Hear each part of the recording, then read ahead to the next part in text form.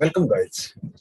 Here is another interesting video on what exactly the tools that are required for software engineering, or whenever you are going to build a particular software, what exactly tools that come in between, or you have to use them frequently.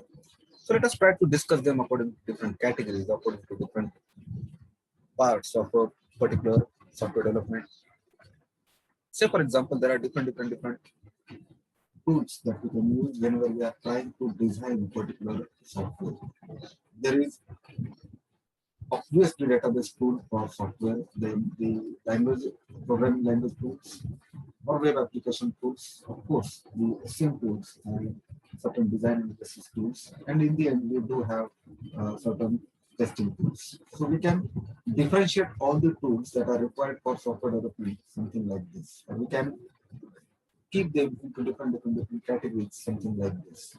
Now, if I try to discuss them one by one, what exactly the database tools are, and what exactly the tools that we are going to require whenever we discuss about or whenever the things are concerned with database. Now, most essentially, we know that a database is exactly the collection of certain data, certain records that are properly managed so that we can access them, we can edit them, we can delete them, we can manage them, we can work over them. So this is what exactly the meaning of database is. Now, obviously, the tools or the part that we are going to use are obviously you have the most famous MySQL, you have SQL Server, you have database, you have PostgreSQL, you have MongoDB, and different other kinds of databases that you can go for. So this exactly provides a systematic way in order to maintain your data. What exactly tools are doing?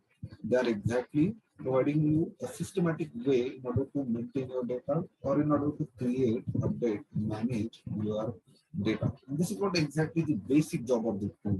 The tool facilitates you in terms of your operations that you are performing over a particular database. So this is how exactly the behavior of the tool is, and obviously it is going to be very beneficial for us to use these tools when we are into the process of developing a particular software. Obviously, the software is obviously developed for storing something, storing certain data, storing certain things inside it. Okay, so this is how exactly the use of this particular database. We can modify it, we can store the data, and we can work over this particular data. Obviously, we are going to use the structured query language for performing all these operations on different databases for making use of different tools. Okay, so you might be aware of this particular structured query language. So it's an interesting language to maintain the database or to work upon the database. So like database tools, we do have programming languages tools as well. So there are different kinds of programming languages. So what exactly the tools that are there? The tools are most important tools are IDEs. That is full form of IDE is integrated development environment. And this integrated development environment provides you all the things like the runtime environment, like the library, like the supporting files, like the editor to write your code, everything at one place. And that is why IDE is important. So, like all these things, there are other things I've provided as well. So this is how we use the IDs. So, for example, we use C, or Java or PHP or Python or Pascal kind of languages. Now, there is no need to worry about what exactly the languages are. Tools are available according to different platforms or different languages. Say, for example, we do have Eclipse. So in Eclipse, you can set the perspective according to the application that you are trying to build. So say, for example, I want to design a web project in Java. So I can set my perspective in Eclipse according to Java web. So for example, I'm going to build an enterprise application in Java.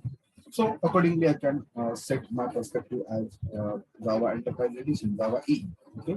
So this is how you can use this particular tools. There are other interesting tools that execute the text or script as well.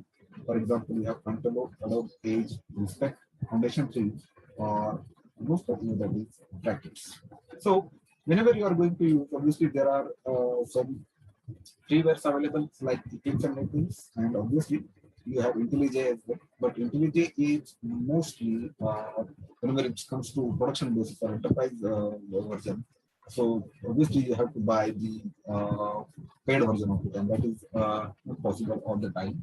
Okay, so this is what exactly the web development tools or you can do the frequently used web development tools that come across. Okay, so there are certain software configuration management tools as well. We can call them as SCM tools. Now, these tools are uh, used for different purposes.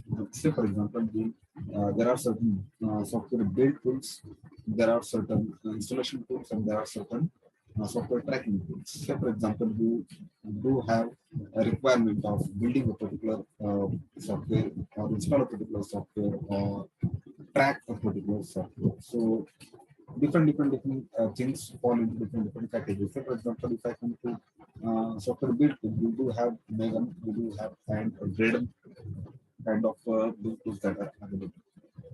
Not only build, we do have analysis and design tools as well. So these analysis and design tools help us to work over these what exactly the requirement specification of a particular software. Now, whether we are meeting the exact need, or whether the software is behaving according to the intention that exactly we want it to behave, whether it is working or not, in order to find out, we need to use certain analysis and design tools. And most importantly, we do use certain testing tool as well. So we exactly know the process of testing, that how exactly one can test a particular software. So there are certain different tools. Say for example, testing tools, unit testing tools. Say for example, if you want to uh, divide your software into different components, and all these isolated parts are all these isolated components. Now we need to assemble them all together and we need to think of this as a complete unit. And this is what exactly unit testing is all about. So whether all these parts are working correctly or not is what the aim of unit testing is. Not only unit testing, there is system testing as well, and tools related to that as well. What exactly system testing is? Say, for example, in one environment, on one platform or in one system, your software is behaving properly. There might be a chance that if I change this environment or the platform or the system, and if I try to execute over different systems, whether it is behaving in the same way or not, is what exactly we need to find out. System testing is all about that, right? Not only system testing, we do have performance testing as well, where we can find out the exact speed and effectiveness of our uh, software. So whether exactly it is behaving according to the desired speed or desired effectiveness or not, we need to find it out as well. So both these performance test or your system test are obviously a part of or a class of your black box testing, right? So there are tools obviously that are related with database programming, web, that related with SCM, that are related with your design analysis, and finally with your testing. So this is what exactly the introduction or the brief analysis of what exactly tools that are available whenever we try to develop a particular software. So find out another interesting videos regarding this entire basic software development process. Till then, subscribe my channel, that is Train RS, and you can watch more videos. Thank you.